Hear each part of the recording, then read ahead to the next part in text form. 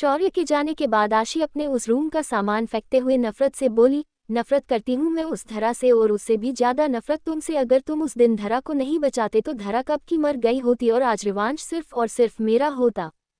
फिर मैं उस रिवांश से उसकी मुंबई बीच और उसके हीरो की खान की जमीन भी अपने नाम कर लेती।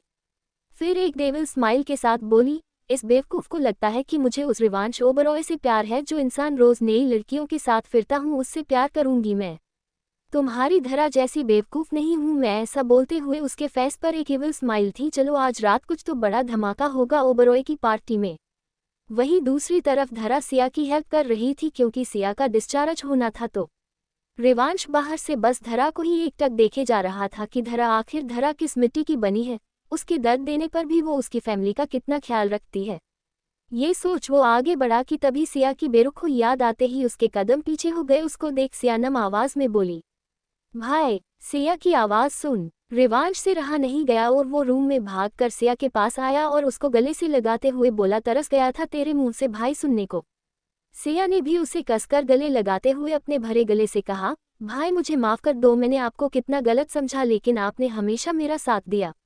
अगर राघव मुझे ना बताते तो मुझे तो कुछ पता ही नहीं चलता। ये सुन रिवांश राघव की तरफ अपनी खतरनाक आंखों से देखते हुए बोला, लगता है मिस्टर राघव बावजा आप शादी से पहले ही नहीं अपनी बीवी के गुलाम बन रहे हो। ये सुन राघव हकलाते हुए बोला, बॉस मैं वो। उसको यूं डरता देख सिया अपने भाई को डांटते हुए बोली, भाई खबरदार, आपने मेरे राघव जी की कुछ कहा, उनकी गलती नहीं है वो तो मैं आपके बारे में भरा बुरा बोल रही थी तो ये अपने बॉस की बुराई नहीं सुन सके, कुछ ज्यादा ही प्यार करते हैं अपने बॉस से।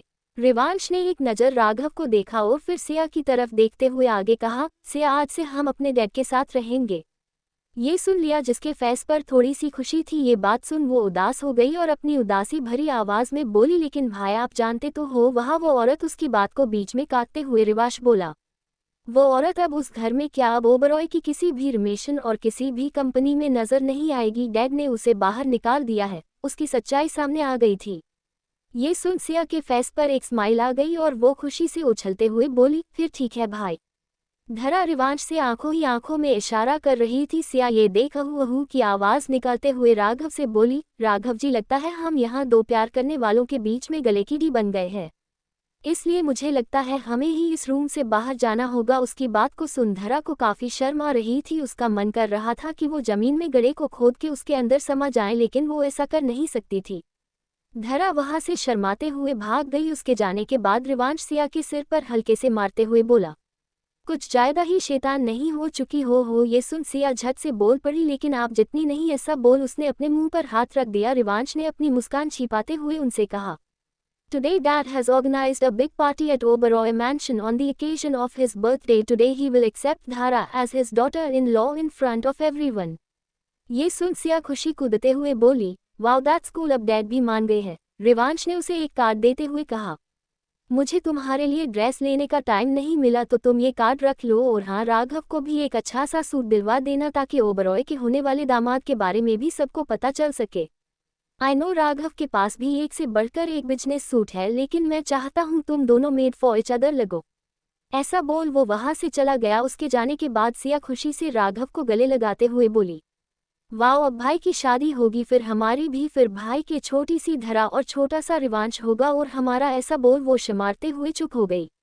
राघव उसके गालों पर किस करते हुए बोला और सिया उसके बोलने के अंदाज से सिहर उठी। उसने अपने सिर को उसकी चेस्ट में घुमाते हुए बोली, राघव जी आप बड़े वो हो रहे हो। ये सुन राघव ना समझी में बोला, वो क्या वो। ये सुन सिया उसकी चेस्ट पर अपने दांत गड़ाते हुए बोली, आप मेरे मजे ले रहे हो। ये सुन राघव बेचारा सा फेस बनाते हुए बोला, मैं कहाँ मजे ले रहा हूँ, जो भी मजे ले रही हो वो तुम हो। ये सुन सिया ने अपनी आंखें दिखाते हुए कहा, अच्छा जी ऐसी बात है, ठीक है फिर मैं वो किसी और ले जाऊंगी पार्टी में और उससे शादी करूंगी। ये सुन राघव की आंखें लाल हो गई और वो गुस्से से बोला, तो तुम किसी और के करीब जाओगी। ये सुन सिया ने जब राघव को देखा तो पाया राघव की आंखें लाल हो चुकी थी। सिया ने जब उसको इतने गुस्से में देखा तो वो डर गई और उसके राघव के चेस्ट में अपनी नाक घुसाते हुए बोली, वो मैं मजाक कर रही थी। ये सुन राघव ने अपनी आंखें बंद की और खुद को शांत किया। फिर उसने सिया के सिर पर हाथ रखते हुए कहा, आज के बाद फिर से ऐसा मजाक मत करना, सिया में बर्दाश्त नहीं कर पाऊंगा। वहीं दूसरी तरफ धरा कॉरिडोर से होते हुए जा रही थी कि पीछे से उसे रिवांश ने पकड़ लिया था। रिवांश ने उसे जब पार्टी के बारे में सब बताया तो धरा काफी खुशी हुई और वो अपनी जुबान को काबू ना करते हुए उससे बोल पड़ी, वाह फिर तो मजा आ जाएगा, वहां पर कितने सारे सेलिब्रिटी आएंगे। ये सुन रिवांश जो चिढ़ चुका था वो कोल्ड वॉइस में बोला, तो क्या करोगी तुम उन लोगों के साथ। ये सुन धरा बिना उस पर ध्यान दिए बोली, तो मैं उन्हें किस कर दूंगी, वो भी उनके होठ पर। ये बोल धरा को अपनी गलती का एहसास हुआ और उसने जब मुड़कर रिवांश की ओर देखा तो पाया वो गुस्से में कभी भी फट सकता है। धरा की बात पर रिवांश एक डेविल स्माइल लिए बोला, तुम अगर गलती से भी किसी के पास गई ना तो वरना मैं वो करूंगा जो तुम्हें पसंद नहीं आएगा। ये सुन धरा डरते हुए बोली, वरना क्या करोगे तुम। ये सुन रिवांश उसे डराते हुए कठोर आवाज में बोला, वरना मैं जान से मार दूंगा। ये सुन धरा हकलाते हुए बोली, तो वो आप मुझे जान से मार दोगे। ये सुन रिवांश एकदम से हंसते हुए बोला, नहीं उस शख्स को जिसने तुम्हें किस करने की कोशिश की। फिर धरा के डरे हुए फेस को देखते हुए बोला, तुम्हें क्यों मारूंगा जान से, तुम तो मेरी जान हो। ऐसा बोलते हुए उसने धरा के गालों पर हाथ रखते हुए कहा, अपना फेस देखो, लाल बदरिया लग रही हो तुम। ये सुन धरा जो अभी तक एक भेड़ के बच्चे के जैसे डरी सहमी हुई नजर आ रही थी वो एकदम अपनी शेरनी वाली मोड़ में आते हुए बोली, रिवांश हा मैं तुम्हारा खून कर दूंगी, गंदे आदमी तुम्हारी हिम्मत भी कैसे हुई मुझ मासूम को डराने की, मैं तुम्हें आज जिंदा नहीं छोड़ने वाली। उन दोनों के शोर की आवाज सुन मैक्स और राघव सिया भी वहां पर आ गए। सिया धरा को इतने गुस्से में देख बोली, क्या हुआ धरा भाभी, आप इतने गुस्से में क्यों हो। ये सुन धरा रिवांश को खा जाने वाली नजरों से देखते हुए बोली, ये तुम अपने भाई से ही पूछो, इसकी हिम्मत भी कैसे हुई मुझे डराने की और मुझे बदरिया कहने की। ये सुन रिवांश बोला, हो तो मैंने कौन सा झूठ बोला, सच ही तो कहा ना, और वैसे भी ये मेरे नाम रखती है तो सोचा आज मैं भी रख लूं। ये सुन सिया धरा की साइड लेते हुए बोली, नहीं भाई आप धरा भाभी को नहीं बोल सकते, मेरी भाभी को कुछ। ये सुन रिवांश धरा को देखते हुए उसे चिढ़ाते हुए बोला, अब तो इस तुम सिया अपने भाई का साथ छोड़ इस लाल मुंह वाली बर्दिया का साथ दोगी। धरा गुस्से में क्या कहा, पीछे से सिया ने धरा को पकड़ लिया और बोली, शांत गदाधारी भीम। धरा अपने कदम आगे बढ़ाते हुए बोली, आज तो मैं इस बागर बिल्ले को छोड़ने नहीं वाली। ये सुन सिया ने धरा को छोड़ते हुए कहा, आप ही लड़ो अपने वागर बिल्ले से, हम तो चले शॉपिंग करने। ऐसा बोल सिया राघव के साथ वहां से भाग गई। धरा ने मैक्स की तरफ पप्पी आय से देखते हुए कहा, मैक्स भैया आप मेरी हेल्प नहीं करोगे ऐसे सबक सिखाने के लिए। मैक्स उसकी बात पर उसे ताना मारते हुए बोला, बहर तेरे चक्र में ये मुझे ही जिंदा निकल लेगा, तुझे तो कुछ नहीं बोलेगा, नहीं मेरी लुटिया जरूर डूबा देगा। ऐसा बोल उसने रिवांश को देखा जो काफी देर से अपना गुस्सा कंट्रोल कर रहा था। मैक्स हकलाते हुए बोला, वो मुझे जरूरी पेशेंट को देखकर पार्टी में आता हूँ। ऐसा बोल वो वहां से 9-2-11 हो गया। उन सबके जाने के बाद धरा खुद से बुदाबुदाते हुए बोली, ये सारे एक नंबर के कमीने हैं, मैंने तो इनका इतना साथ दिया और ये सारे कमीने निकले मुझ मासूम को इस शेर के आगे छोड़ दिया। ऐसा बोलते हुए वो आड़े टेढ़े मुंह बना रही थी। रिवांश को उसकी हरकतों पर प्यार आ रहा था। उसने धरा की कमर पर अपने दोनों हाथ रख उसे अपने करीब करते हुए उसने होठ पर किस करने लगा। धरा के गाल शर्म से लाल हो गए और उसने अपनी आंखें बंद कर दी। रात के 8 बजे ओबरॉय मैशन में काफी शानदार पार्टी रखी थी। रिवांश और धरा जैसे ही ओबरॉय मैशन में आए उन्होंने सब तरफ बड़े बड़े सेलिब्रिटी, क्रिकेट नेता, अभिनेता को देखा। तभी अचानक से धरा की नजर आशी के ऊपर पड़ी। ये देख उसने रिवांश की शर्ट को कसकर पकड़ लिया। रिवांश उसको समझाते हुए बोला, तुम चिंता मत करो धरा, वो यहाँ अपने डैड के साथ आई है, वो कुछ भी नहीं कर सकती। यहाँ इतने में रिवांश के डैड उन दोनों के पास आने लगे। रिवांश ने एक नेवी ब्लू कलर का टैक्सिडो सूट पहना था, उसके साथ में ही धरा ने नेवी ब्लू कलर का गाउन पहना था जो कि काफी चमक रहा था। सभी लोगों का ध्यान उनकी तरफ चला गया। रिवांश के डैड उन दोनों के पास आते हुए बोले, किसी राजकुमार और राजकुमारी से कम नहीं लग रहे हो तुम दोनों। ये सुन धरा धीमी आवाज में बोली, थैंक्स अंकल। ये सुन वो धरा पर से नाराज होते हुए बोले, अंकल मत डैड कहो मुझे। धरा ने रिवांश की तरफ एक नजर देखा तो उसने अपनी आंखें बंद करते हुए उसे एक इशारा दिया। धरा ये देख खुशी से उनसे बोली, जी पापा। ये सुन वो फिर रिवांश की तरफ देखते हुए बोले, रिवांश हमारे कुछ खास दोस्त आए हुए हैं, मैं चाहता हूँ पहले तुम उनसे मिल लो। ये सुन रिवांश शांत आवाज में बोला, पर डैड धरा यहाँ है। उसकी बात पूरी करने से पहले उसके डैड बोल पड़े, उसकी फिक्र तुम मत करो। रिवांश यहाँ पर रुद्र और चाहत भी आए हुए हैं, रुद्र भी बिजनेस से रिलेटेड कुछ बात कर रहा है तो तुम मेरे साथ चलो, बस उनसे बिजनेस के रिगार्डिंग कुछ बात कर लो। फिर तुम उसके बाद में केक कट करने के बाद तुम्हारी और धरा की शादी की अनाउंसमेंट कर दूंगा। पर डैड कोई परवाह नहीं, आप डैड के पास जाओ, तब तक मैं चाहत के साथ कुछ बातें कर लेती हूँ। वैसे भी मैं क्या करूँगी वहाँ पर, मैं बोर हो जाऊंगी वहाँ। धरा ने उसकी बात को काटते हुए कहा। रिवांश उसकी तरफ देख अपने डैड से बोला, oh, let's talk business with him first. ऐसा बोल वो अपने डैड के साथ बिजनेस की बातें करना चला गया। उसके जाने के बाद धरा वही बोल रही थी। काफी टाइम हो जब रिवांश वापस नहीं आया तो धरा ने उसकी ओर देखा तो पाया रिवांश बड़े ही पोलाइट तरीके से उनसे बात कर रहा था। ये देख धरा के फेस पर एक खुशी नजर आ रही थी। धरा रिवांश में ही खोई हुई थी कि तभी पीछे से एक हाथ उसके शोल्डर पर आया। ये देख धरा डर गई कि तभी उसे एक जानी पहचानी आवाज सुनाई दी। डर गई क्या धरा? ये सुन धरा ने अपने सामने देखा तो पाया उसके सामने खुशी अनारकली सूट पहना था जो मेहरून रंग का था।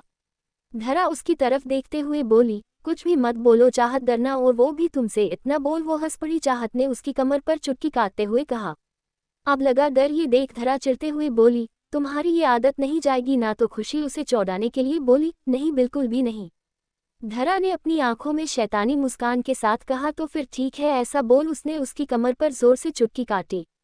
खुशी दर्द से बोली, आह, धरा की बच्ची इतनी जोर से मारता है क्या कोई? उनके पास रुद्र आते हुए बोला, चाहत तुम्हें अपने किसी दोस्त से मिलवाना है। ये सुन खुशी मना करते हुए बोली, नहीं रुद्र जी, मैं धरा को छोड़कर कैसे आ सकती हूँ। उसकी बात पर रुद्र बोला, अरे बस थोड़ी देर की बात है, उसके बाद तुम अपनी धरा के पास वापस आ जाना। वैसे भी धरा कोई बच्ची तो है नहीं जो रास्ता भूल जाएगी।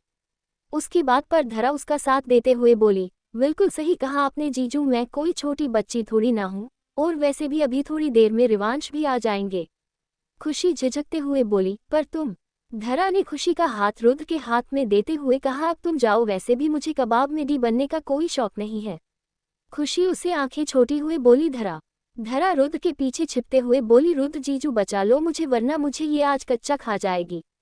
उसकी बात पर रुद्र चाहत का हाथ पकड़ते हुए बोला, बस करो चाहत और मत डराओ ऐसे और चलो मेरे साथ। चाहत कुछ बोलने को हुई कि रुद्र उसका हाथ पकड़ उसे वहां से ले गया। उसके जाने के बाद धरा बिल्कुल ही अकेली पड़ गई। आशी जो कब से सही मौके का इंतजार कर रही थी वो अपनी दोस्तों के साथ धरा के पास आकर घमंड से वाइन का गिलास लेते हुए बोली, ये है वो मिस धरा रायचंद जिसने मेरे रिवांश को अपने काबू में किया है। पहले कबीर, फिर रिवांश और फिर शौर्य को। ये सुन उसकी एक दोस्त बोली, मुझे तो इस बहन जी में कुछ खास नहीं लगा। तभी दूसरी बोली, कुछ खास होगा या नहीं वो पूछने की जगह ये पूछो कि किसी अमीर आदमी के बिस्तर में जाकर उसके साथ सेक्स करके अपने प्यार के जाल में कैसे फंसाए।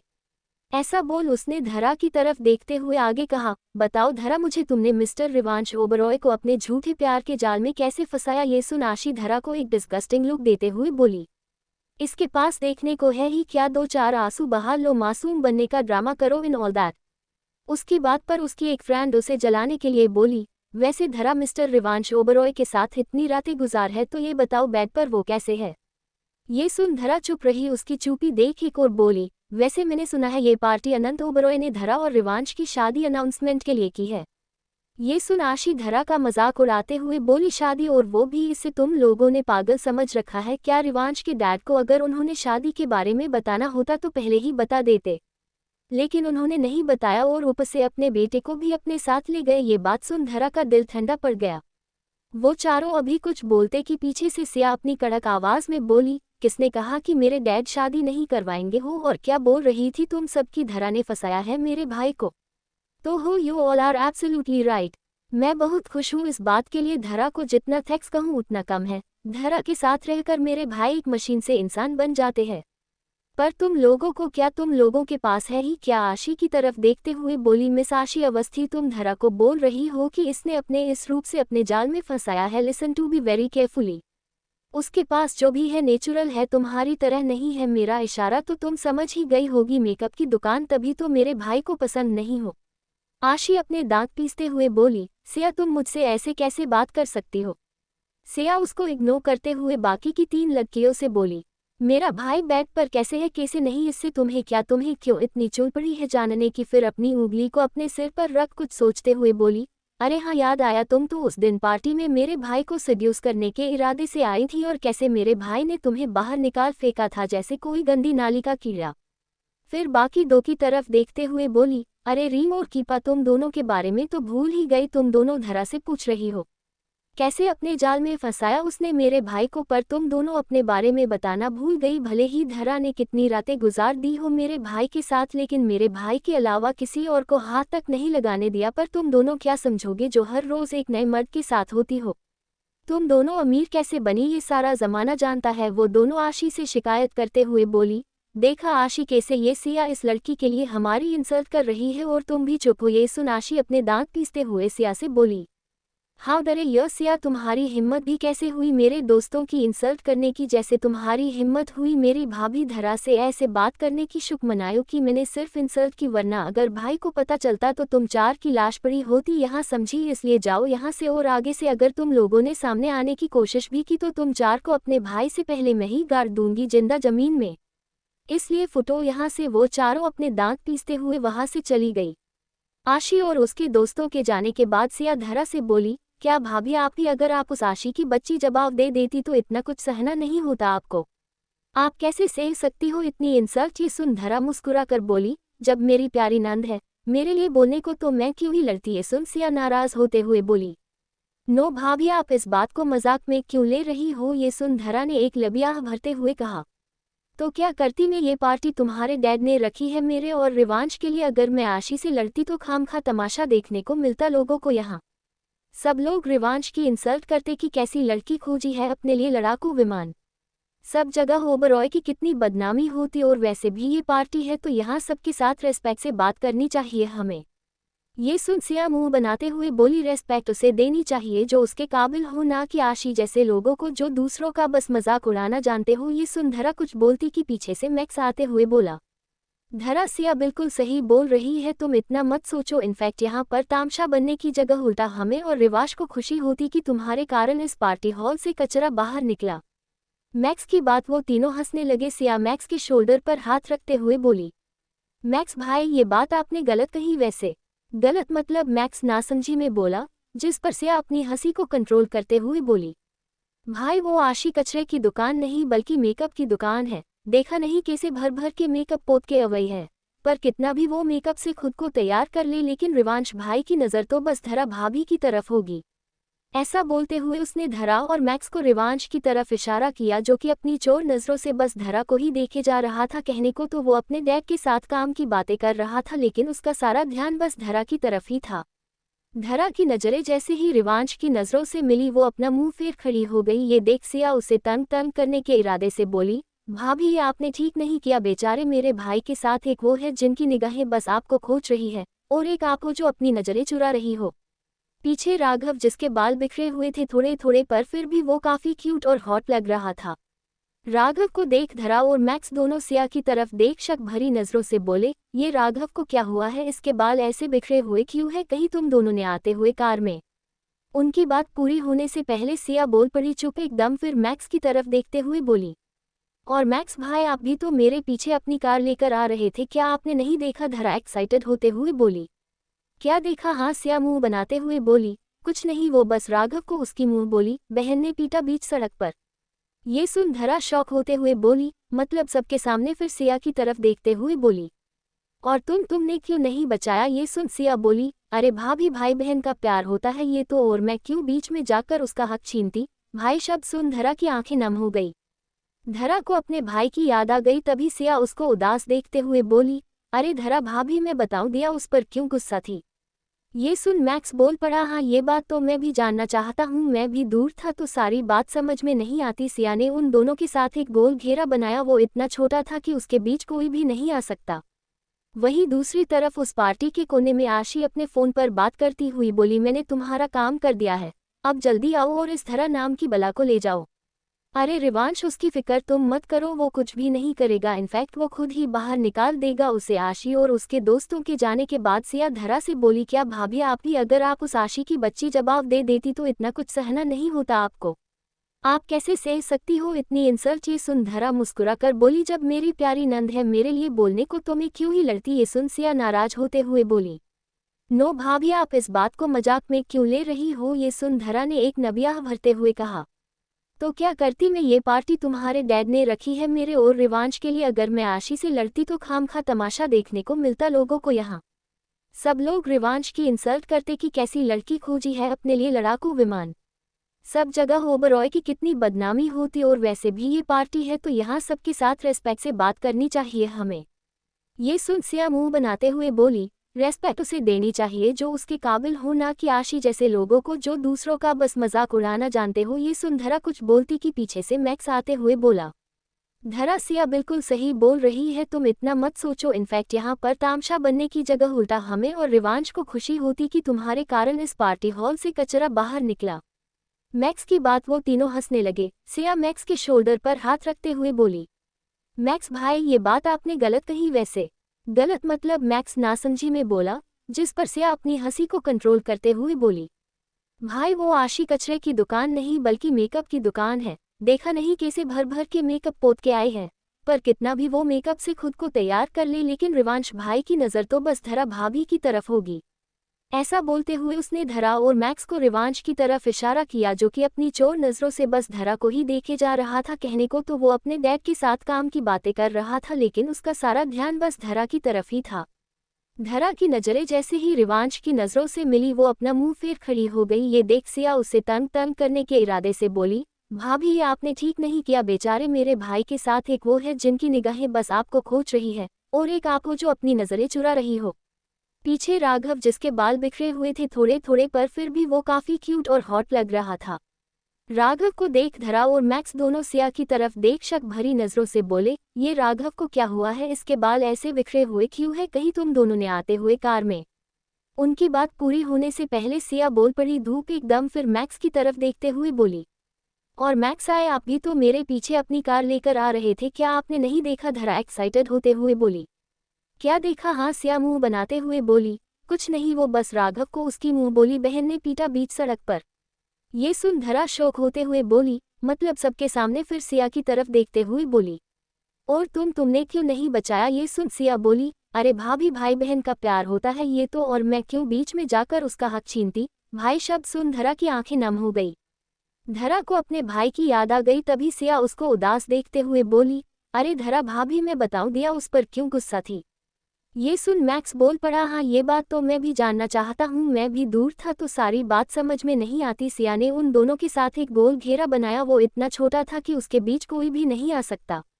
वहीं दूसरी तरफ उस पार्टी के कोने में आशी अपने फ़ोन पर बात करती हुई बोली, मैंने तुम्हारा काम कर दिया है, अब जल्दी आओ और इस धरा नाम की बला को ले जाओ। अरे रिवांश उसकी फिक्र तुम मत करो, वो कुछ भी नहीं करेगा, इनफैक्ट वो खुद ही बाहर निकाल देगा उसे। धरा आशी की चाल से बेखबर सिया और मैक्स के साथ एंजॉय कर रही थी। खुशी भी उनको ज्वाइन करते हुए बोली, क्या बातें हो रही है अकेले दो? ये सुन धरा उसका हाथ पकड़ के लाते हुए बोली, अरे तू भी सुन, चाहत रिवांश के बॉडीगार्ड राघव को किसी ने पीट डाला, तुम यकीन कर सकती? जिस पर खुशी बोली, नंबर आई कांट बिलीव कि कोई उसे पीट सकता है, रिवांश से कम डेंजरस नहीं है वो। ये सुन मैक्स भी उसका साथ देते हुए बोला, हाँ मुझसे ज्यादा कौन ही जान सकता है उसे, रिवांश जितना जालिम ही है वो। ये सुन सिया मैक्स को अपनी आंखें दिखाती हुई बोली, खबरदार जो मेरे राघव जी के बारे में कुछ भी उल्टा सीधा बोला, बेचारे वो तो कितने मासूम हैं और आप लोग उन्हें रिवांश भाई से कंपेयर कर रहे हो। ऐसा बोलते हुए सिया के फेस पर नाराजगी देखी जा सकती थी। धरा सिया को मनाते हुए बोली, अरे सिया इन दोनों को छोड़ और बताना उसकी मुंह बोली, वहन ने पिटाई क्योंकि? ये सुन सिया अपनी आंखें चुराते हुए बोली, वो मेरे कारण। वो तीनों बेख्याली में बोले, तुम्हारे कारण कैसे? हम समझे नहीं। ये सुन सिया ने अपनी आंखें बंद कर उन लोगों को सुनाना स्टार्ट किया। फ्लैशबैक 2 आवर पहले सिया राघव के साथ पार्टी के लिए तैयार होकर आ रही थी कि तभी रास्ते में उसे गोलगप्पे का स्टॉल दिखाई दिया। सिया बच्चों के जैसे खुशी से चिल्लाए, राघव जी वो देखो गोलगप्पे का स्टॉल, प्लीज राघव जी चलिए ना। राघव उसे मना करते हुए बोला, नो कप क्या आपके लिए, आपकी बॉडी के लिए सही नहीं। ये सुन सिया बच्चों के जैसे रुठते हुए बोली, नो राघव जी आप मुझसे प्यार नहीं करते, मुझे खाने हैं। ये सुन राघव ने उसके फेस को देखा जो आंसुओं से भीगा पड़ा था। राघव ने उसके आंसू साफ करते हुए कहा, कपकेक तुम्हें मुझ पर रहम नहीं आता? ये सुन सिया अपनी नम आंखों से राघव को ही एकटक देखे जा रही थी। राघव आगे बोला, जो तुम अपने ये कीमती मोती यूं ही बहा रही हो, क्या हालत बना दी अपनी तुमने? ये सुन सिया रोनी सी आवाज में बोली, पर वजह तो आप ही दे रहे हो, मुझे जाना है तो जाना है। ये सुन राघव ने एक ठंडी आह भरते हुए कहा, ठीक है पर तुम ज्यादा नहीं खाओगी, ठीक है बस 5 ही खा जोगी। ये सुन सिया खुशी से राघव की गर्दन में अपनी बाहें डालते हुए बोली, जैसा कहे जनाब। ऐसा बोल सिया राघव के साथ उस गोलगप्पे की स्टॉल पर आ पहुंची। सिया उस गोलगप्पे वाले से बोली, भैया एक प्लेट तीखी गोलगप्पे की लगा दो। राघव उसे देख हैरानी से बोला, इतना खा लोगी तुम? ये सुन सिया आपकी आईब्रो चढ़ाते हुए बोली, कोई शक तब तक उस गोलगप्पे वाले भैया ने उसे गोलगप्पे की एक प्लेट लगा दी जिसमें एक साथ 6 गोलगप्पे थे। ये देख राघव कुछ बोलता कि सिया ने पहले ही 5 खा लिए, जिस पर राघव उसे कुछ कहता कि तभी सिया ने उस प्लेट को आगे करते हुए कहा, राघव जी आप भी खा कर देखो। ये सुन राघव ने उसकी प्लेट से वो गोलगप्पे को खा लिया। राघव आड़े टेढ़े मुंह बनाते हुए बोला, ये इतना भी खास नहीं, बकवास है ये तो। ये सुन सिया कुछ बोलती कि उससे पहले ही वो गोलगप्पे बेचने वाले भैया गुस्से में भड़कते हुए बोले, क्या साहेब आप बड़े लोग हो तो हम छोटे लोगों के खाने की कोई कीमत नहीं तुम्हार नजरों पर। तुमको नहीं खाए के है तो मत खाओ, पर कम से कम हमार गोलगप्पे की बेइज्जती तो मत करो। पता है भी कितने लोगों को अच्छे लगते हैं, कितने लोगों का दिन और शाम हमारे गोलगप्पे से शुरू होता है, और एक तुम हो जो मुंह पर बोले जा रहे हो। अरे जाओ यहाँ से साहिब, हम गरीब जरूर है लेकिन हमारी भी कोई इज्जत है।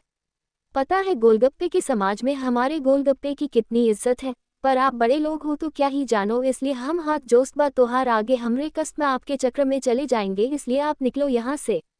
सिया उस गोलगप्पे वाले भैया को मनाते हुए बोली, भैया ये तो नादान बालक है, इसे नहीं पता होगा, आप प्लीज मेरे लिए एक और लगा दो।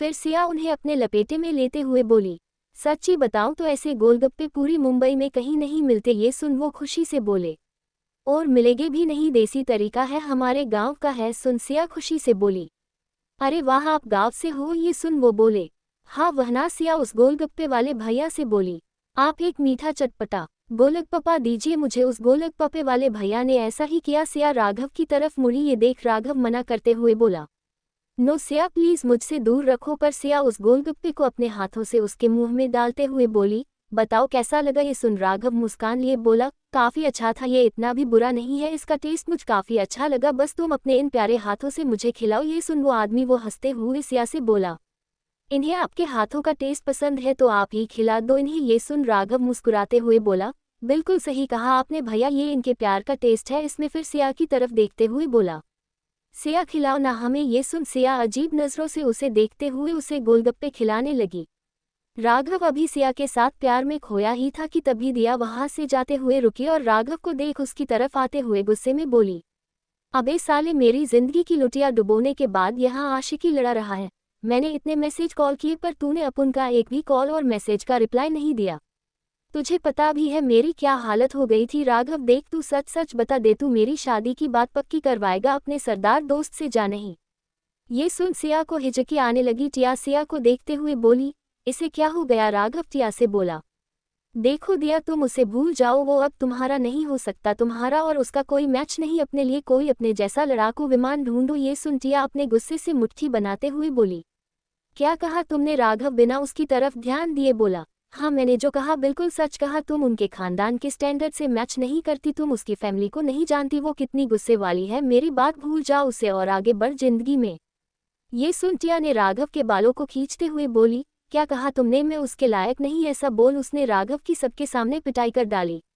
राघव चाहता तो वो उसका जवाब दे सकता था पर वो खामोश था क्योंकि वो टिया को अपनी बहन मानता था, और वैसे भी अगर वो उसको मारता तो लोग क्या सोचेंगे उसके बारे में। सिया जो अब तक एंजॉय कर रही थी, उसने जब देखा टिया राघव को मारने लगी तो बीच में बजा करते हुए बोली, अरे बस करो नंदरानी, इतना गुस्सा सही नहीं, आप कहो तो इन्हें समझा दूंगी मैं अच्छे से ताकि ये जल्द से जल्द आपकी बात करवाए सरदार जी से। ये सुन दिया खुशी से बोली, थैंक्स। फिर राघव को गुस्सैल आंखों से देखते हुए बोली, देखो और सीखो इससे कुछ, अगर तुमने मेरी बात नहीं मानी तो मैं तुम्हारी और तुम्हारी जीएफ की पिक पूरी सोसाइटी के साथ साथ तुम्हारी फैमिली को भी भेज दूंगी, इसलिए मेरा काम कर देना वरना मैं तुम्हें छोड़ूंगी नहीं। आज तो 3 बच गए मेरी होने वाली भाभी के कारण, पर बार बार नहीं बचाओगे। Flashback and. सिया की बात सुनकर सभी ने अपना फेस ऊपर करते हुए राघव की तरफ देखने लगे। राघव जो काफी बसी था काम में रिवांश के साथ, जब उसे अपने ऊपर किसी की तपश महसूस हुई तो उसने देखा कि मैक्स, धरा, सिया और खुशी उसे ही देखे जा रहे हैं। ये देख राघव सिया की तरफ नाराजगी से मुंह फेरते हुए रिवांश और रुद्र के साथ बिजी हो गया। धरा राघव की पिटाई का सुन के अपने ख्यालों की दुनिया में खो गई। धरा ने किसी महारानी की तरह गेटअप लिया हुआ था, वहीं रिवांश वो एक दास के वेश में था।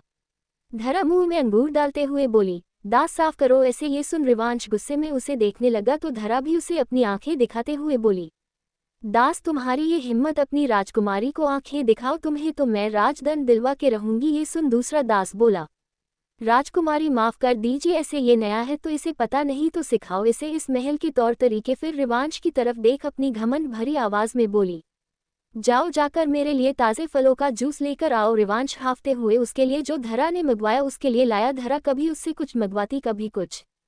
फिर धरा बोली, अच्छा अब तुम हमें पखा झुलो, हमें गर्मी लग रही है बड़ी। रिवांश ने वैसे ही किया। फिर धरा ने अपने पैरों को आगे करते हुए बोली, रिवांश दास आप मेरे पैरों की मालिश कीजिए, वो बड़े दर्द कर रहे हैं। ये सुन रिवांश जिसके सबर का जवाब दे गया था वो गुस्से से बोला, बस बहुत हुआ अब और नहीं। ये सुन धरा ने तेज आवाज में कहा, आज से सारे महल के दास दासों का काम यही करेगा, पर सबसे पहले ये मेरा काम करेगा।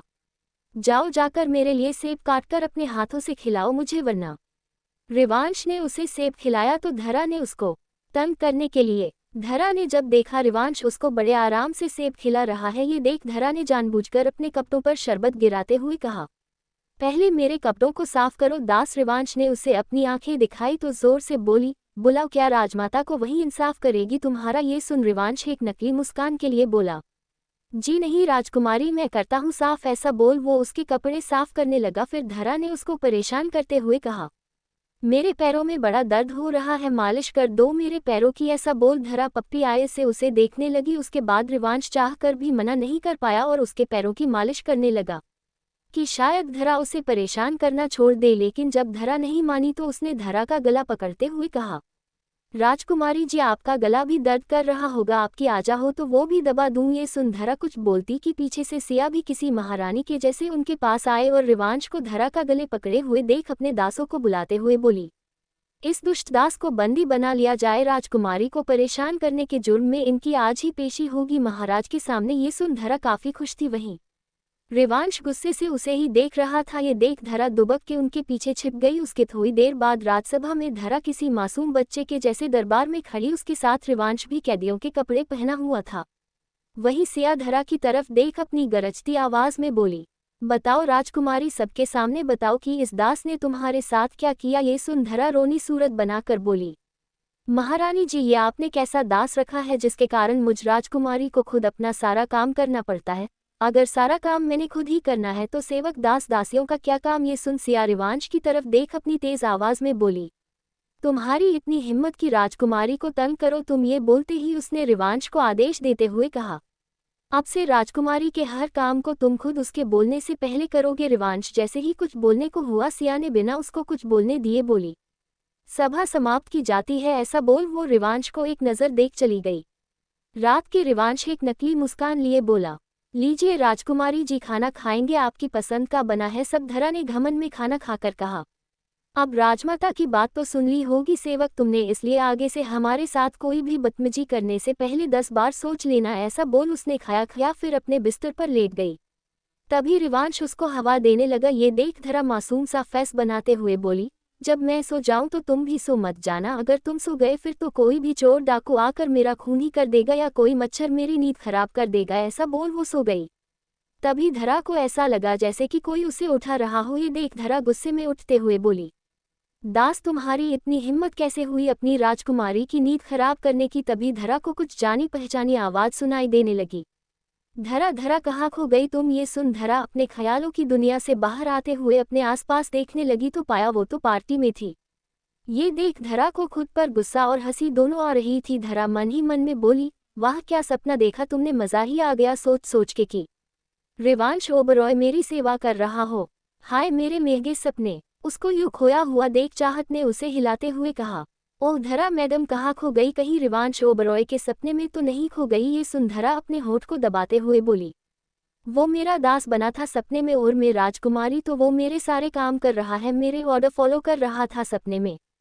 ये सुन मैक्स जोर से हंसते हुए बोला, वाह सपने देखो तो ऐसे देखो जो कभी सच ही ना हुए। वहीं उसकी बात पर धरा गुस्से से उसे देखने लगी। तभी एक सर्वेंट ने धरा को ऊपर टेरेस की ओर इशारा करते हुए कहा, वो जो आपको प्यार करते हैं उन्होंने ऊपर बुलाया है आपको। ये सुन धरा खुश होते हुए बोली, मतलब रिवांश ने। ये सुन वो कुछ कहता कि उससे पहले ही मैक्स बोल पड़ा, अरे यार वही तो होगा और कौन होगा। ऐसा बोल उसने सर्वेंट की तरफ देखते हुए कहा।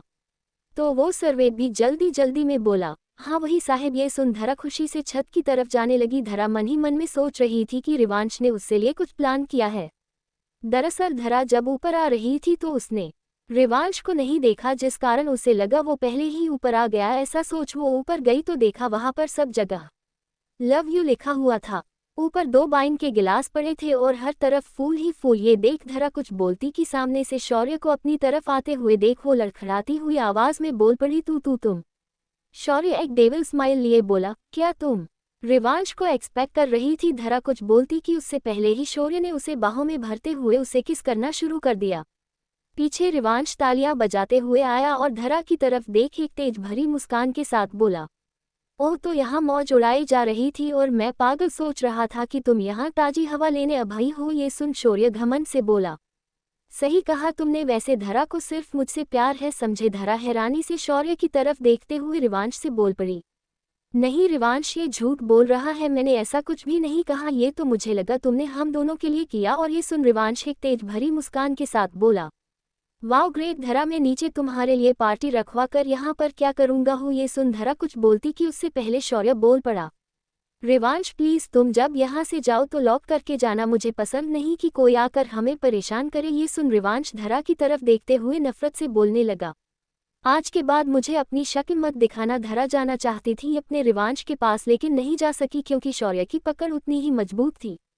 वहीं आशी जो एक कोने में छिपी हुई थी वो शौर्य से बोली, शौर्य अब तुम इसे ले जाओ यहाँ से, इससे पहले किसी को शक हो। ये सुन धरा आशी की तरफ देख नफरत से बोली, इसका मतलब तुम थी इसके साथ, मतलब तुम दोनों एक साथ। ही सुन आशी डेविल स्माइल के साथ बोली, हाँ वो कहावत तो सुनी होगी तुमने, दुश्मन का दुश्मन दोस्त होता है। ये सुन धरा शौर्य के पैर पर अपनी लात मारते हुए बोली, मैं रिवांश के पास जाकर उसे सच बता दूंगी। ये सुन आशी उस पर हंसते हुए बोली, सच में क्या तुम ऐसा करोगी तो क्या रिवांश तुम्हारा यकीन कर लेगा? नहीं वो पागल नहीं है तुम्हारी तरह। शौर्य धरा को समझाते हुए प्यार से बोला, धरा तुम उस रिवांश को भूल जाओ और मेरे साथ चलो जहां हम दोनों एक नई पहचान से अपनी जिंदगी शुरू करेंगे। ये सुन धरा गुस्से से एक थप्पड़ मारते हुए बोली, शर्म आनी चाहिए तुम्हें, मैं तुम दोनों का सच उसे बता के रहूंगी। ऐसा बोल वो जैसे ही जाने को हुई कि तभी उसके सिर पर जोर से वार हुआ जिसके कारण वो वहीं बेहोश होकर गिर पड़ी। रिवांश के नीचे जाने के बाद धरा रोते हुए बोली, रुक जाओ रिवांश ओबरॉय, मैंने तुम्हें चीट नहीं किया। लेकिन तभी आशी उसका रास्ता रोकते हुए बोलती है, देख लिया ना रिवांश तुमसे अब सिर्फ और सिर्फ नफरत करता है। फिर खुश होते हुए बोली, पता है मुझे कितनी खुशी हो रही है। ये सुन OMG मेरे दिल को जैसे शांति मिल गई। ये सुन धरा नफरत से उसकी ओर देखते हुए बोली, ये सारा ड्रामा मतलब तुम्हारा और इस शौर्य का किया धरा था। ये सुन आशी उस पर हंसते हुए बोली, वाह क्या बात है मिस धरा रायचंद, तुम उतनी भी बेवकूफ़ नहीं कितनी दिखती हो। खैर अब जो होना था वो तो हो गया, अब क्या ही हो सकता है। अब रिवांश तो तुमसे नफरत करने लगा है, तुम कितना ही चीखो उसके आगे लेकिन वो तुम्हें नफरत के सिवाय कुछ नहीं देगा। धरा आशी और शौर्य की तरफ अपनी उंगली पॉइंट करते हुए बोली, मैं तुम दोनों का सच रिवांश को बता के रहूंगी। उन्हें भी तो पता चलना चाहिए कि जिस अंकल की बेटी को वो यहाँ लेकर आए उसके दिल में कितना जहर पड़ा है मेरे लिए। ऐसा बोल वो जैसे ही जाने को हुई कि आशी ने उसकी कलाई पड़ते हुए कहा, ना ऐसी गलती मत कर देना धरा वरना। धरा उसके हाथ पर काटते हुए वहां से भागने लगी। उसको भागते देख आशी शौर्य पर अपनी तेज आवाज में बोली, खड़े खड़े मेरे मुंह को क्या देख रहे हो? अगर इसने रिवांश को बता दिया तो लेने के देने पर जाएंगे। ये सुन शौर्य अपनी शांत आवाज में बोल पड़ा, वो यहाँ से नीचे नहीं जाएगी। ये सुन आशी ने पास में से एक मोटा डंडा लेते हुए कहा, शायद तुमने सही कहा। ऐसा बोलते हुए उसने वो जोर से धरा के सिर पर मार डाला। धरा के सिर से खून बहने लगा। तभी धरा अपने सिर को एक हाथ से पकड़ते हुए जैसे ही पीछे मुड़ी तभी आशी ने एक और वार किया जिससे धरा अधखुली आंखों से उन दोनों को देखते हुए पीछे की तरफ गिरने लगी। वो अभी नीचे गिरती कि तभी शौर्य ने उसे अपनी बाहों में भर लिया। पीछे से आशी बोल पड़ी, इसे मेरे साथ लेकर आओ, हम आगे के रास्ते से नहीं जा सकते, इस छत से ही एक दूसरा रास्ता है वहीं से चलते हैं। हाँ मैं भी ये कहूँ कि आगे के रास्ते से जाएंगे, कैसे हम पकड़े जाएंगे? ये सुन आशी बोली, फिक्र मत करो और चलो यहाँ से, अगर वो वापस आ गया तो बहुत बड़ी प्रॉब्लम हो जाएगी। ऐसा बोल वो उसे रास्ता दिखाते हुए आगे चल पड़ी। उसके पीछे शौर्य भी धरा को साथ लेकर चल पड़ा। वहीं नीचे पार्टी हॉल में रिवांश एक तेज आवाज में बोला, the party ends right now, there will be no engagement here, now I will be very grateful to you for coming to join my happiness. ये सुन धीरे धीरे सारे लोग नीचे जाने लगे। वहीं उन सारे लोगों के जाने के बाद रुद्र कुछ बोलता कि उससे पहले ही रिवांश उन लोगों को देखते हुए बिना भाव के बोल पड़ा, रुद्र और राघव तुम दोनों मेरे साथ चलो और मैक्स तुम यहीं पर रहकर चाहत और सिया का ख्याल रखो। ये सुन मैक्स और राघव एक साथ बोल पड़े, येस बॉस। वही सिया और खुशी नम आंखों से उन तीनों को ही देख रही थी। सिया और खुशी अपनी नम आंखों से उन दोनों को बोल रही थी कि प्लीज खुद को कुछ भी मत होने देना। ये देख राघव और रुद्र भी उन दोनों को देखते हुए अपनी आंखों से ही बोल पड़े, हमें क्या हो सकता है, हमारी जान तो यही तुम्हारे पास है। ऐसा बोलते हुए वो रिवांश के साथ बाहर आ गए। उनके जाने के बाद अनंत ओबरॉय वहीं धम से बैठ गए।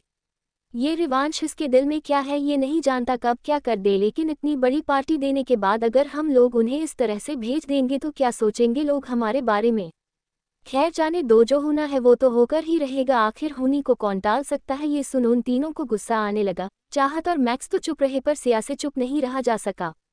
सिया उन पर बरसते हुए गुस्से में बोल पड़ी, आपकी प्रॉब्लम क्या है मिस्टर ओबरॉय, आप अगर कुछ अच्छा नहीं बोल सकते उनके बारे में तो कुछ भी बुरा बोलने का हक नहीं। मुझे तो लगता है कि आपकी ही नज़र लगी होगी मेरे भैया की खुशियों को। ये सुन वो तेज आवाज में अपना हाथ उठाते हुए बोले, सिया कुछ ज्यादा ही नहीं बोल रही हो तुम वहीं। ये देख सिया ने अपने आंखों को बंद कर दिया। उनका हाथ सिया के गाल को हाथ लगा पाता कि उससे पहले ही मैक्स ने उनके हाथ को पकड़ते हुए बीच में आते हुए कहा, नो नो मिस्टर ओबरॉय, ये गलती मत कर देना क्योंकि अभी सारे घर की जिम्मेदारी मेरे सिर पर है और मेरे बॉस ये बात बिल्कुल नहीं पसंद करेंगे कि उनकी पीठ के पीछे कोई उनकी फैमिली के साथ बदसलूकी करे। वहीं दूसरी तरफ आशी और शौर्य ने धरा को एक खंडहर जैसी जगह पर बंधा हुआ था। आशी ने एक बाल्टी पानी की धरा के फेस पर मारते हुए कहा, मेरी जिंदगी बर्बाद करने के बाद ये देखो महारानी कैसे सो रही है। धरा ने धीरे धीरे अपनी आंखें खोली तो अपने सामने उन दोनों को देखते हुए तेज आवाज में बोली, तुम दोनों को मैं नहीं छोड़ूंगी। ये सुन आशी ने उसके फेस को पकड़ते हुए कहा, चचा इतना कुछ हो गया पर फिर भी अकड़ बाकी है तुम में। ये सुन धरा एक सरद आवाज में बोल पड़ी, जिसके पास अकड़ करने के लिए हो वही अकड़ करेगा, ना तुम्हारी तरह तो हूं नहीं जिसे बाप के पैसे का घमंड होगा। ये मुन आशी उसकी इंसल्ट करते हुए बोली, मत भूलो कि तुम बस रिवांश की एक मिस्ट्रेस थी, उससे ज्यादा कुछ भी नहीं थी समझी, और वही मिस्ट्रेस उसकी बीवी बनने वाली है, ये बात तुम भूल चुकी हो मिस आशी अवस्थी।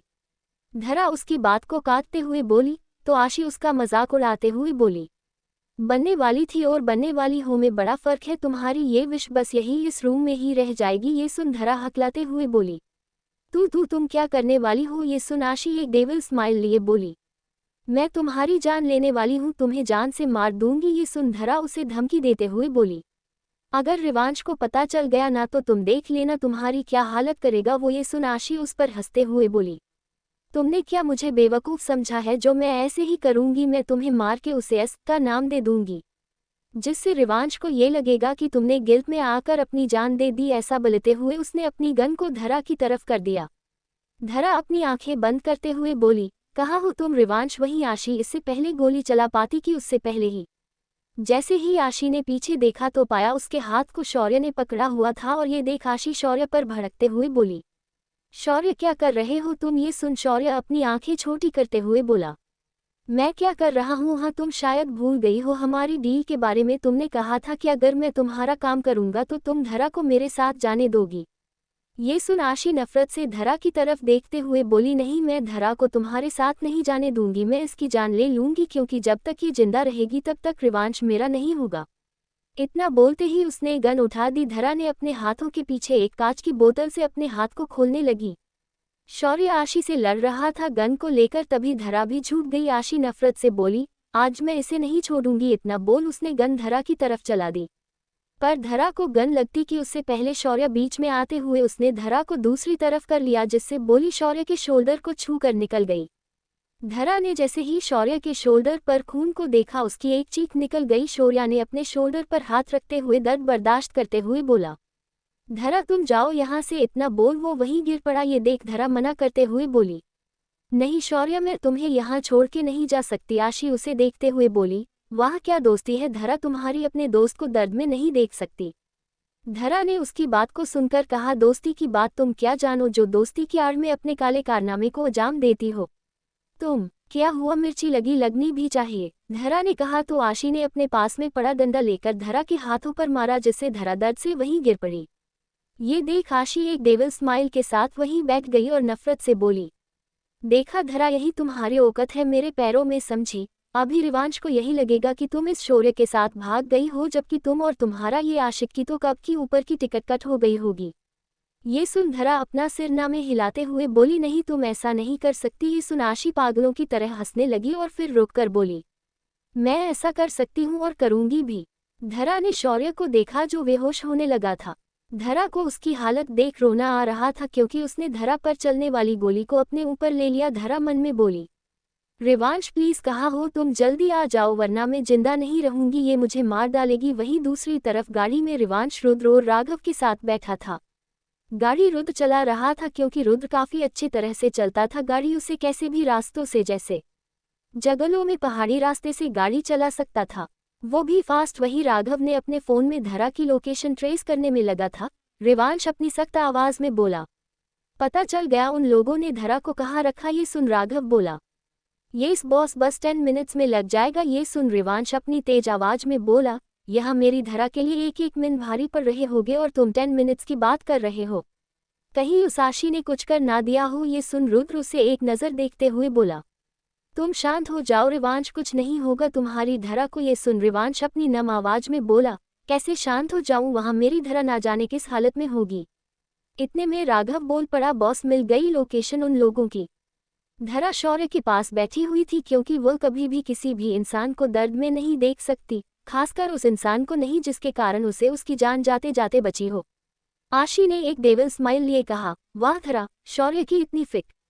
फिर आशी ने अपने हाथ में एक लोहे की रॉड को धरा की तरफ ले जाते हुए बोली, छू यू, कोई बात नहीं धरा, तुझे भी मैं थोड़ी देर में शौर्य के साथ उसकी दुनिया में भेज दूंगी।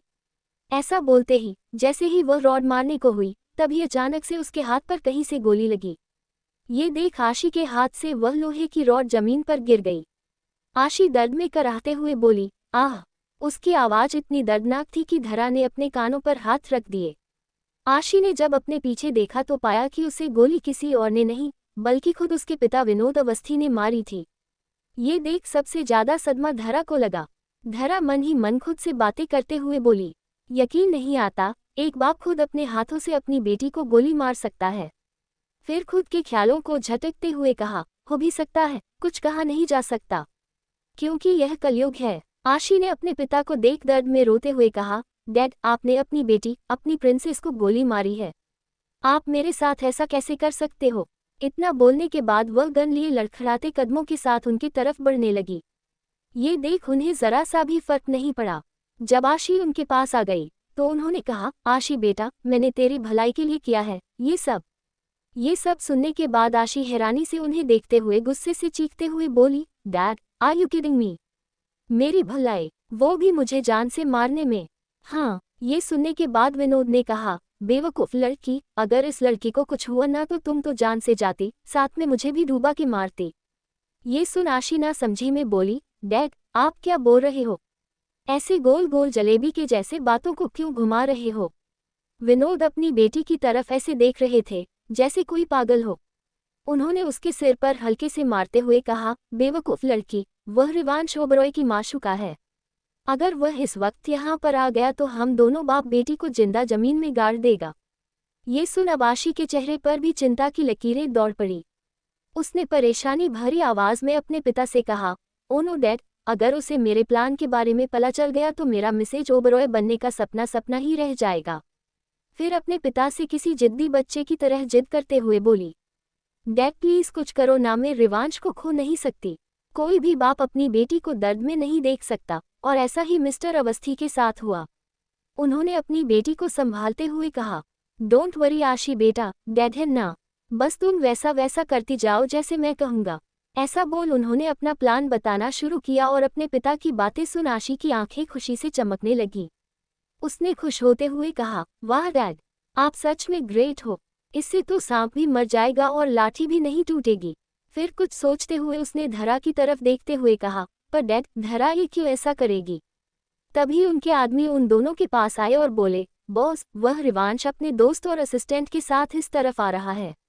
ये सुन उन्होंने उन लोगों को अपना प्लान समझाते हुए कहा, कोई भी गड़बड़ नहीं होनी चाहिए। फिर धरा की तरफ देखते हुए कहा, ए पागल लड़की, चल जल्दी कर, जैसा बोला है वैसा कर, समझी, वरना आज तू जिंदा नहीं रहेगी। ये सुन धरा ने अपने होठों पर एक दर्द भरी मुस्कान लिए कहा, तुम लोग कुछ भी कर लो, लेकिन मैं ये काम नहीं करूंगी, बिल्कुल भी नहीं करूंगी। धरा की बातों को सुनने के बाद आशी के पिता ने उसे एक थप्पड़ मारते हुए कहा, तुम मेरा काम नहीं करोगी तो देख लेना तुम्हारे साथ क्या कर सकता हूँ। धरा भी उनके हाथों को झटकते हुए बोली, आपको जो करना है कर लीजिए, लेकिन मैं कभी भी रिवांश के साथ यह नहीं करूंगी। ज्यादा से ज्यादा आप मेरी जान ही ले लोगे ना, तो ले लो मेरी जान, वैसे भी रिवांश से दूर रहने पर भी तो ये जान जा रही है। पर धरा की बातों को सुनने के बाद वह दोनों बाप बेटी हंसने लगे। धरा ना समझी में उन्हें देखने लगी, तो आशी के पिता अपनी हंसी को कंट्रोल करते हुए बोले, ठीक है, मत करना, लेकिन अगर तुमने हमारी बात नहीं मानी तो तुम दोनों मौत मार दिए जाओगे।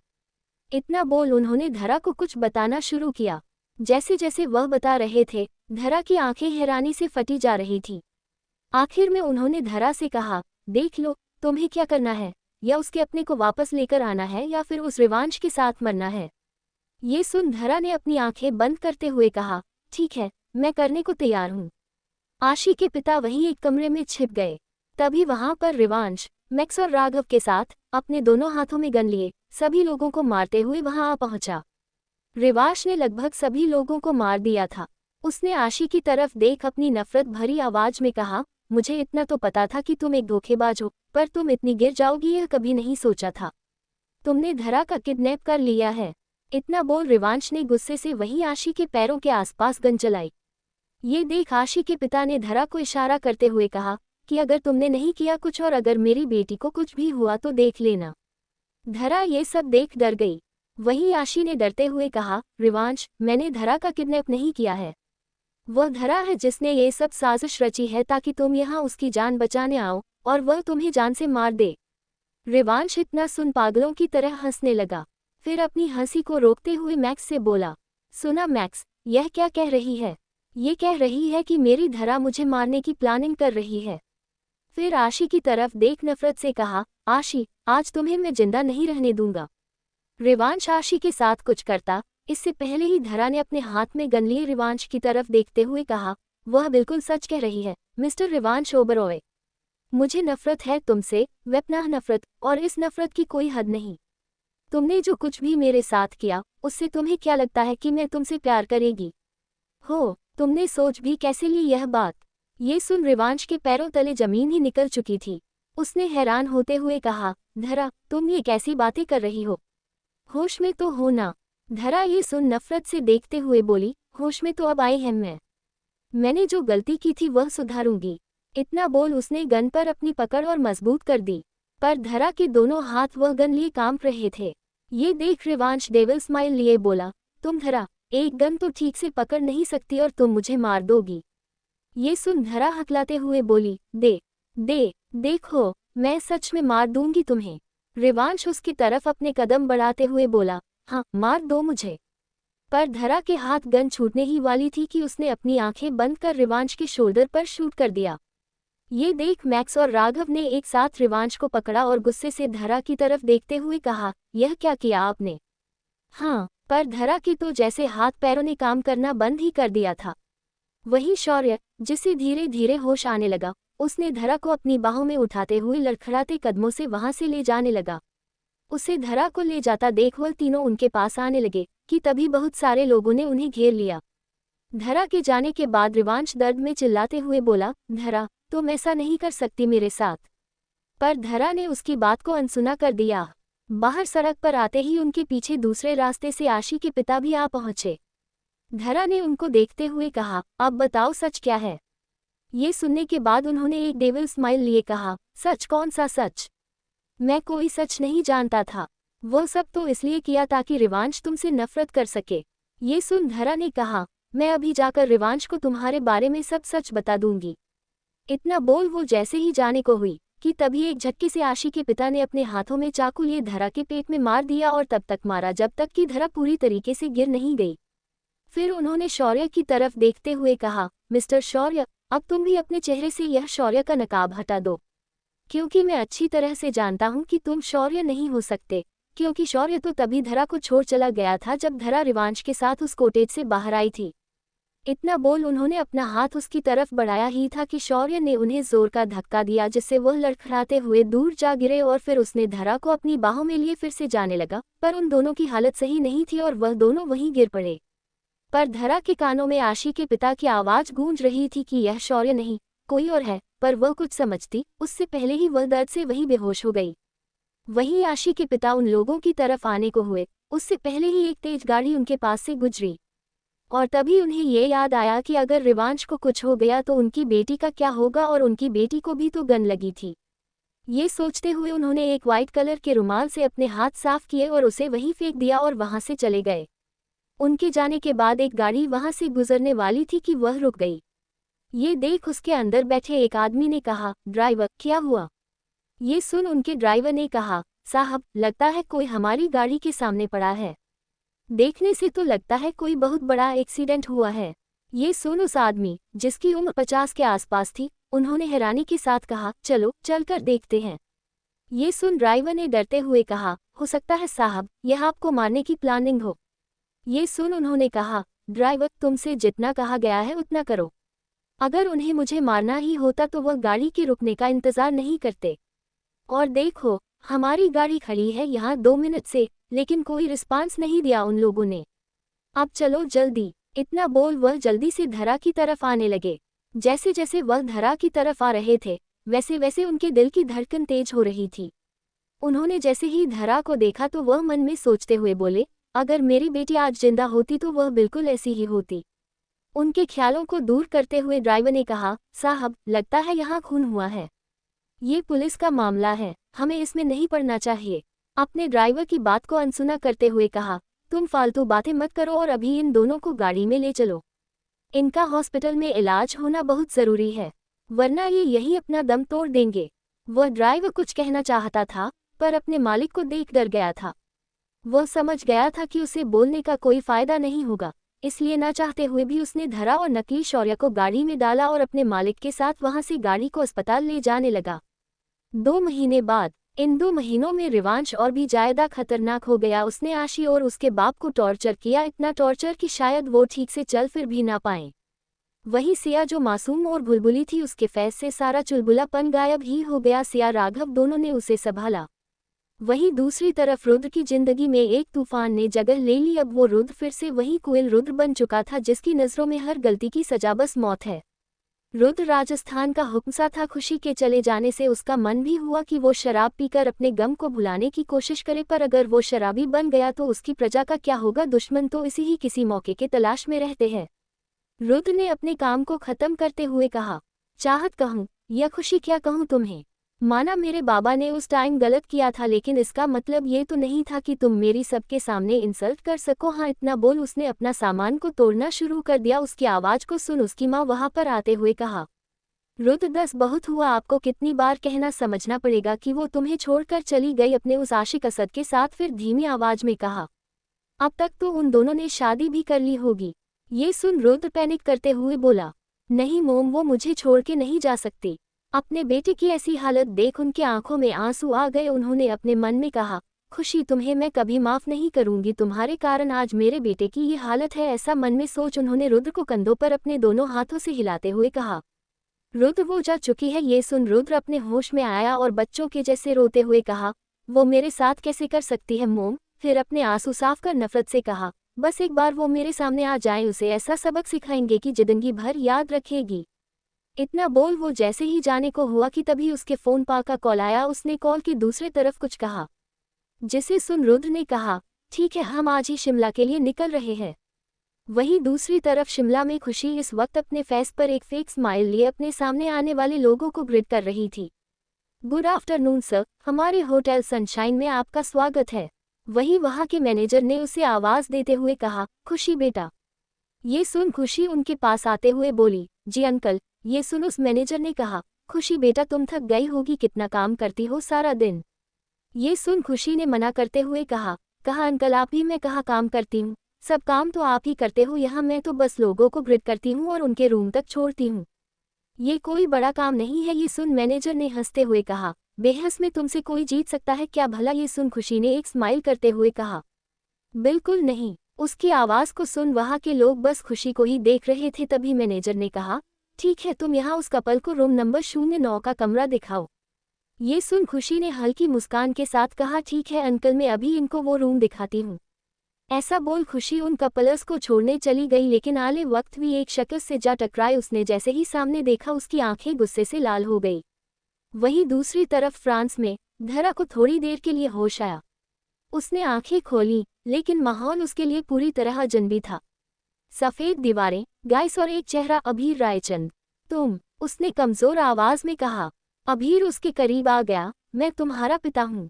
धरा ने पलट कर देखा, उसकी आंखों में कोई भाव नहीं थे। पिता वो होता है जो साथ खड़ा हो।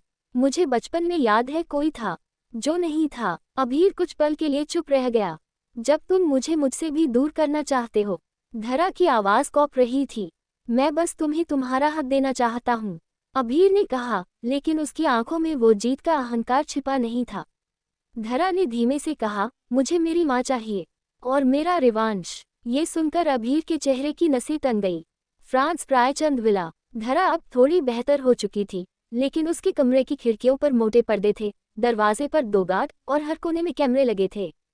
ये इलाज कम एक कैद जैसी जिंदगी थी। उसने दीवार की तरफ देखते हुए धीमे से कहा, आप खुद को मेरा पिता कहते हैं, फिर भी मुझे इस तरह कैद कर रखा है। बाहर खड़े गार्ड ने उसकी बात सुनी, लेकिन चुप रहा।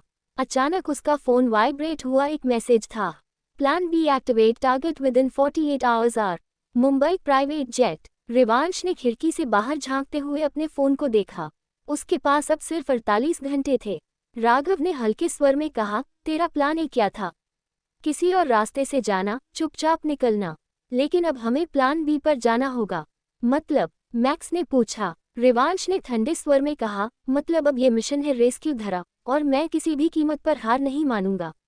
धरा ने गुस्से कहा, मैं आपसे नफरत करती हूँ, सिर्फ नफरत। आपके कारण मुझे मेरे प्यार, मेरे परिवार से दूर होना पड़ा। एक तेज चीख के साथ अभ्रम की आंख खुली। अभम ने एक तेज चीख के साथ कहा, नहीं, मेरी बेटी मुझसे नफरत नहीं कर सकती। उनके चेहरे पर एक डर की लहर दौड़ पड़ी। अगर धरा ने उन्हें बाप मानने से इनकार कर दिया तो उसका क्या होगा? उन्हें बस इसी बात की चिंता खाए जा रही थी। तभी उनके पास उनका एक आदमी भागता हुआ आया और हड़बड़ाते हुए बोला, बॉस, वो मैडम। ये सुन धरा के पिता ने सवालिया लहजे में पूछा, क्या हुआ मेरी बेटी को? ये सुन उस नौकर ने हड़बड़ी में कहा, बॉस, वो मैडम को होश आ चुका है और वो पैनिक कर रही है। ये सुन अशभम ने गुस्से से कहा, क्या? और तुम अब ये बात बता रहे हो? हाँ। ये सुन उसने कहा, नहीं बॉस, मैम को होश अभी थोड़ी देर पहले ही आया है। वो पैनिक कर रही हैं। जल्दी चलिए। ये देख वो जल्दी में बिना चप्पल के ही धरा के पास जाने लगे। वहीं धरा अपने होश में आने के बाद सामान को इधर उधर फेंकते हुए बोली, आशी, मैं तुम बाप बेटी को छोड़ी नहीं। तुम दोनों के कारण मुझे मेरी माँ और मेरे प्यार से दूर होना पड़ा। फिर परेशानी भरी आवाज में खुद से कहा, रिवांश को बताना होगा कि उसकी माँ जिंदा है और वो शायद आशी के बाप की कैद में है कहीं। पर कैसे पता करूं? मैं यहाँ फंस गई है। मैं चाहकर भी यहाँ से निकल नहीं सकती। इतना बोल धरा वहीं निराश होते हुए बैठ गई। उसको यूं उदास देख उसके पिता वहां आते हुए बोले, क्या हुआ मेरी बेटी? इतनी उदास क्यों है? ये सुन धरा ने नासमझी में कहा, बेटी, मतलब मैं कुछ समझी नहीं अंकल, आप कहना क्या चाहते हैं?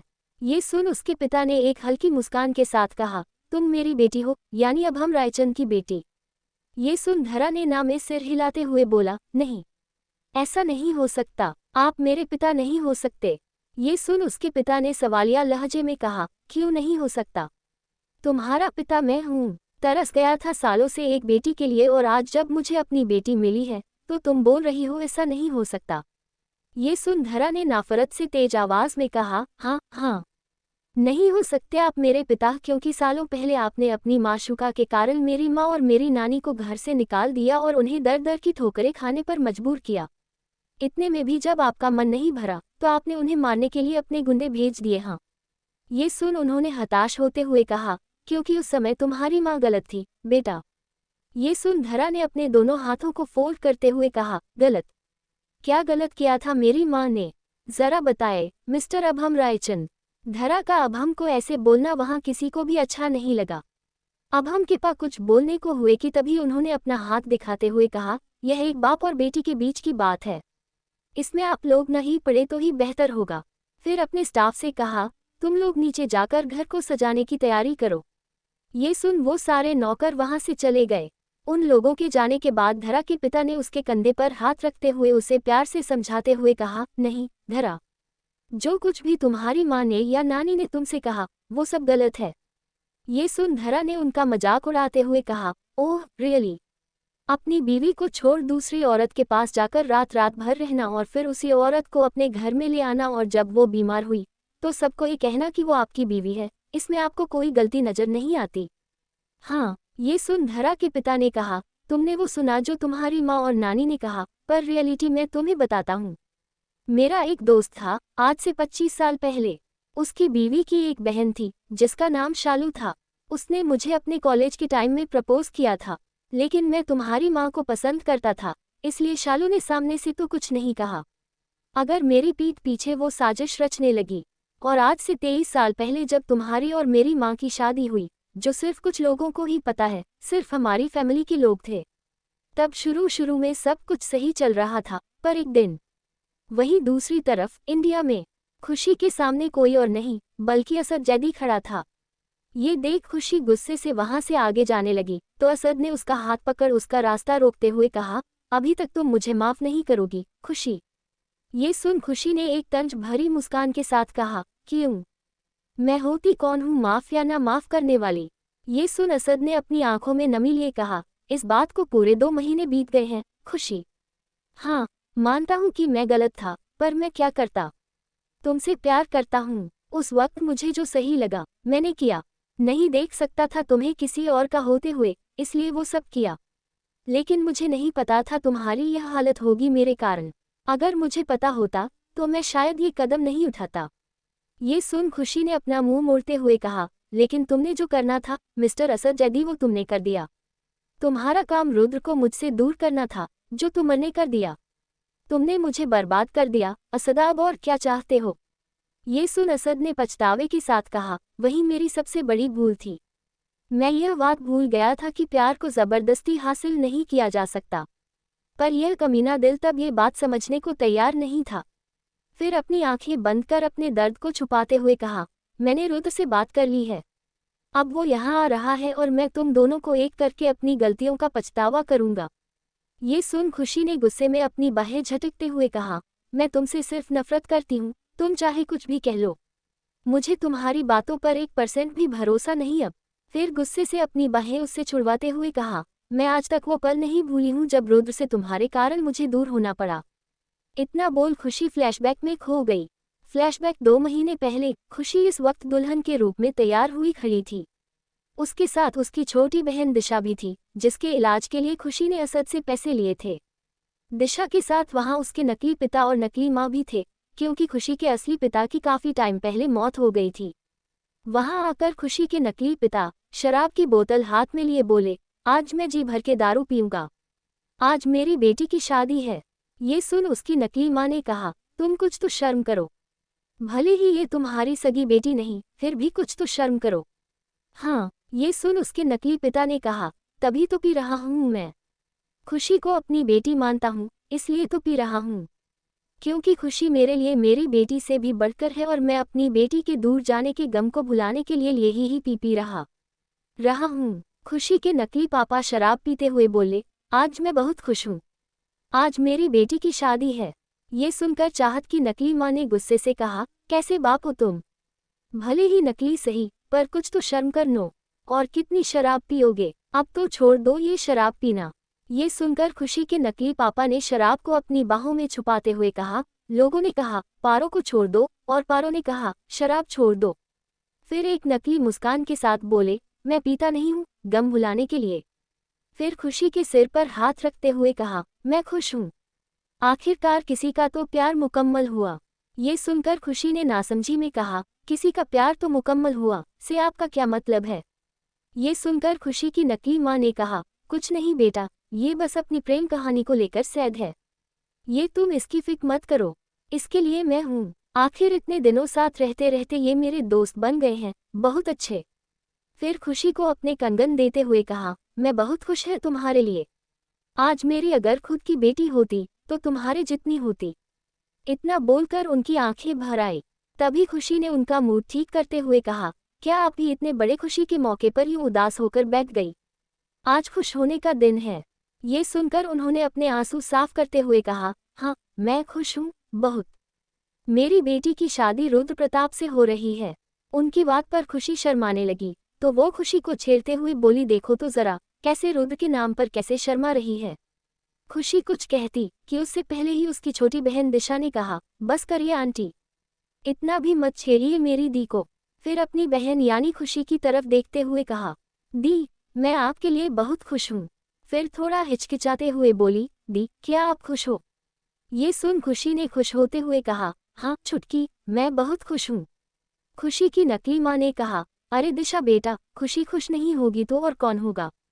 इसके बाद वो कुछ कहती कि उससे पहले वहाँ पर असद आते हुए बोला, तुम तीनों यहाँ से बाहर जाओ, मुझे खुशी से अकेले बात करनी है। ये सुनकर वो तीनों बाहर चले गए। उन तीनों के जाने के बाद असद को सीरियस फेस में देखकर खुशी ने सवाल करते हुए कहा, क्या बात है असद, कौन सा भूचाल आ गया कि तुम मेरी शादी तक का वेट नहीं कर सकते थे। ये सुनकर असद ने खुशी को ऊपर से नीचे तक देखा। खुशी बहुत ही प्यारी लग रही थी। असद खुशी के पास आकर उसे अपने सीने से लगाते हुए बोला, उफ, ये तुम्हारा रूप, ये श्रृंगार सिर्फ रुद्र के लिए क्यों है? हाँ, इतना बोलकर उसने अपनी उंगली को खुशी के फेस पर चलना शुरू कर दिया।